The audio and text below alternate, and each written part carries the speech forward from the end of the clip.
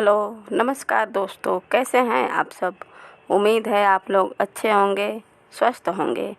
आज की वीडियो में हम लोग भगवान श्री हनुमान की जन्म कथा को सुनेंगे। हिंदू धर्म ग्रंथों के अनुसार श्री हनुमान जी का जन्म चैत्र मास के पूर्णिमा में मंगलवार के दिन हुआ था। हनुमान जी की माता का नाम अंजनी और पिता का नाम केसरी था। हनुमान जी को संकट मोचन और पवन पुत्र के नाम से भी जाना जाता है। भगवान श्री राम की पूजा आराधना करने से हनुमान जी प्रसन्न होते हैं।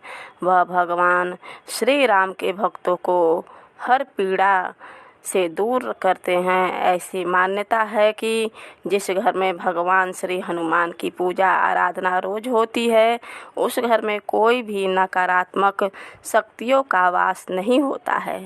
क्या आपको पता है कि भगवान श्री हनुमान का जन्म कैसे हुआ था?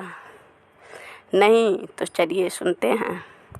एक बार भगवान इंद्र ऋषि दुर्वासा द्वारा आयोजित स्वर्ग में एक औपचारिक बैठक में भाग ले रहे थे। तब उस समय हर कोई एक गहन मंथन में डूबा था। पुंजिक स्थली नाम की एक अप्सरा अनजाने में उस बैठक में विघ्न पैदा कर रही थी। तभी ऋषि दुर्वासा ने उसे ऐसा नहीं करने को कहा। ऋषि दुर्वासा की कही गई बातों को उस अप्सरा ने अनसुना कर दिया। यह देखकर वो नाराज हो गए। तब ऋषि दुर्वासा ने उसे श्राप देते हुए कहा कि तुमने एक बंदर की तरह काम किया है, इसलिए तुम उसी प्रकार एक बंदरिया बन जाओ। ऋषि दुर्वासा के शाप की बात सुनकर अप्सरा को अपनी गलती का एहसास हुआ और वो उनसे रोते हुए क्षमा मांगने लगी। अप्सरा ने ऋषि दुर्वासा से कहा कि हे ऋषि, मुझे क्षमा कर दें। मैं आपको परेशान करने के लिए यह काम नहीं कर रही थी। मुझे इस बात का तनिक भी अंदाज़ा नहीं था कि मेरे ऐसी मूर्खतापूर्ण कार्य का मुझे ऐसा परिणाम मिलेगा। ऋषि दुर्वासा ने उसकी विनम्र विनती को देखकर अप्सरा से कहा कि हे प्रिय, तुम रो मत। अगले जन्म में तुम एक भगवान से शादी करोगी, लेकिन वह एक बंदर होगा और तुम्हारा जो पुत्र होगा वह बंदर ही होगा, जो बहुत ही शक्तिशाली होगा, भगवान श्री राम का प्रिय भक्त होगा। यह सुनकर पुंजिक स्थली ने ऋषि दुर्वासा को नमस्कार करते हुए उनके दिए हुए शाप को स्वीकार किया। तब माता अंजना का जन्म बंदर भगवान विराज से हुआ।